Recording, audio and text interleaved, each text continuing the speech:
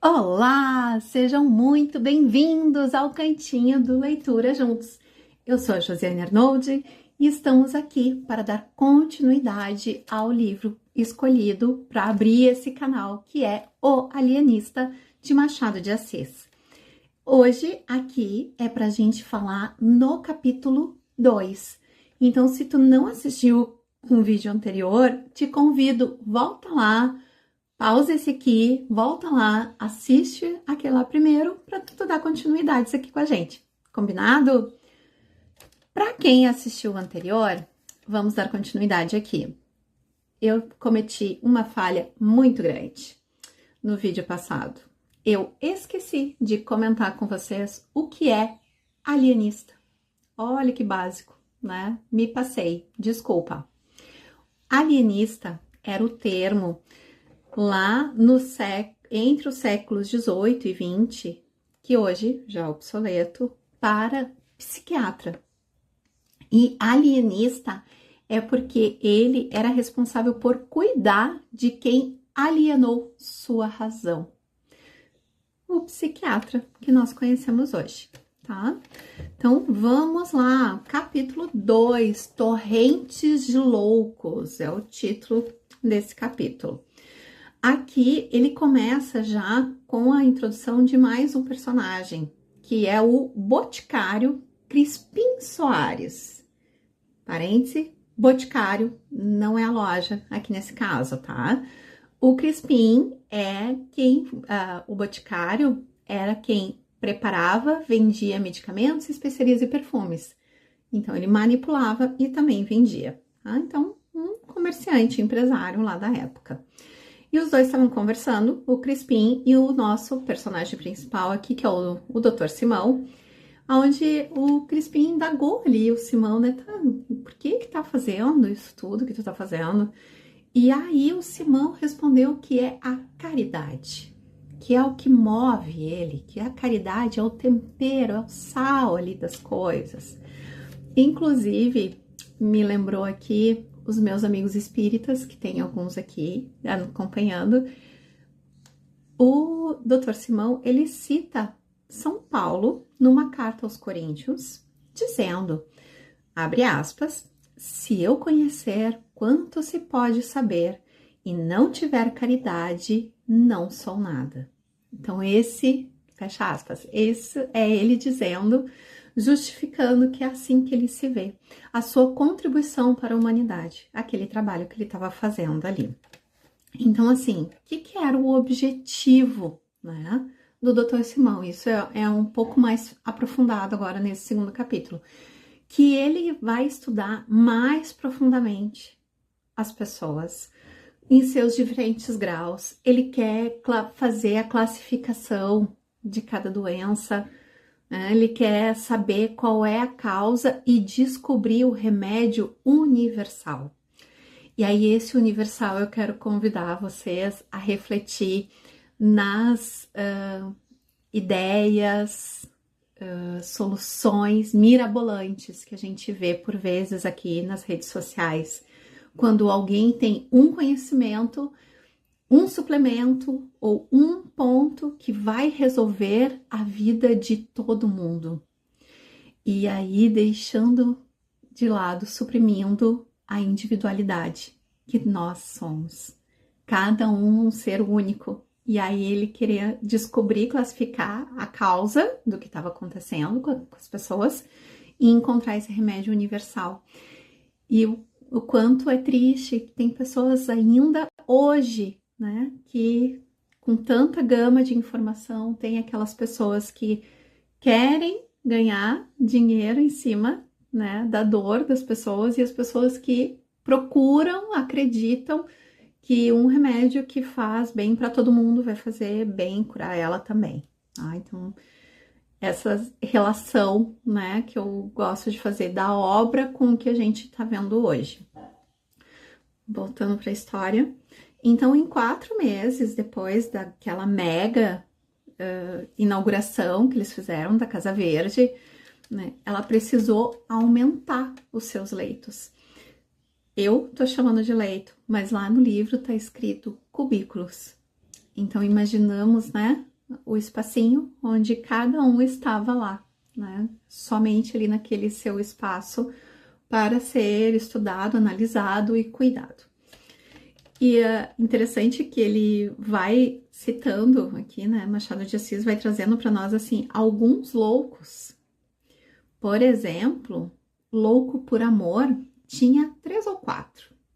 Por exemplo, tinha o Falcão, um rapaz de 25 anos. Tinha outro que ele andava, citação do livro, à roda das salas ou do pátio à procura do fim do mundo. E aí eu fiquei assim, tá, até ali tá uma pessoa em busca do fim do mundo, mas o quê? No segundo parágrafo ele já fala mais a respeito de um criminoso que cometeu feminicídio. Então, relata ali a mulher que fugiu com outro e que ele foi atrás e matou a ambos, né? E ele hoje, né, então, o ciúme se satisfez, é assim que Machado coloca, e ele, então, esse criminoso louco, criminoso sou eu que estou dizendo ali, né, o louco, essa procura do fim do mundo, ele estava à cata desses fugitivos, ou seja, né, aquela quem ele achava que amava e o outro companheiro dela. Além desses, outro louco notável é um com mania de grandeza. E ele se achava tanto que ele falava para as paredes, ele narrava as coisas para as paredes, ele tinha um verso que ele ficava ali descrevendo desde a criação, desde Deus até chegar nele, e ele falando para pessoa nenhuma, somente para as paredes, porque ele ignorava as outras pessoas. Então, o quanto a gente tem isso também hoje, né? Pessoas que falam e por vezes não escutam, ou que olham para alguém e não estão vendo ninguém, a não ser ele mesmo, né? Além disso, desses loucos, tem um outro louco também citado que ele tem a monomania religiosa. Então, vamos lá. Monomania é aquela obsessão. Só ele, só a verdade dele, nada mais. E ele se identifica já como Deus João. Então, é ele que sabe, é ele que vale e ninguém mais. Então, quem não segue a ele vai para o inferno. Simples assim, né? Então, esse é um dos internos lá da Casa Verde. E aí, nesse avanço que o Dr. Simão está fazendo, ele já divide ali as pessoas entre os furiosos e os mansos, e já abrindo subclasses, né? Então, a monomania, delírio e alucinação. E ele começa a fazer essa análise em cima da observação. Então, ele, médico, estudioso, né? Bem a parte da ciência, então, buscando toda a didática, aplicando o seu método científico ali, naquele momento, naquele contexto. Então, ele estava fazendo análise de hábitos, dos acessos, as aversões, simpatias, palavras, tudo o que as pessoas estavam convivendo ali, estavam demonstrando, deixando em evidência. Ele estava observando e catalogando tudo isso, registrando tudo isso. Então, a cada dia ele tinha uma nova descoberta. Então, ele estava o tempo inteiro atento ali a tudo que estava acontecendo. E todo esse trabalho levava o melhor dele e levava mais tempo dele. E aí, esse do mais tempo dele, então ele já estava nesses 4 meses, né? Ele mal dormia, mal comia. Isso, quando ele parava para comer, ele estava lendo algum texto, ou ele estava fazendo alguma análise, algum questionamento que estava ali na cabeça dele, né? E ele tendo que pensar naquilo tudo. E o capítulo encerra ali mostrando que ele ficava tão absorvido com tudo isso que estava fazendo, com esse propósito dele, da caridade e do estudo que ele estava, que muitas vezes ele não dirigia uma palavra para Dona Evarista, que é a esposa dele. E aí, de novo, né? Quantas vezes será que a gente faz isso na nossa vida? Que a gente se dedica a um projeto, que a gente se dedica a um trabalho, seja por qual for a motivação. Seja por paixão, seja por questões financeiras, e a gente não tem outra alternativa a não ser trabalhar e trabalhar muito, seja questão para garantir a permanência no emprego, enfim, infinitas alternativas. Mas o quanto por vezes a gente negligencia a nossa família, seja o nosso cônjuge, seja nossos filhos, seja nossos pais, em prol de algo. E o que a gente faz com isso? A gente prioriza a nossa paixão? A gente prioriza a família?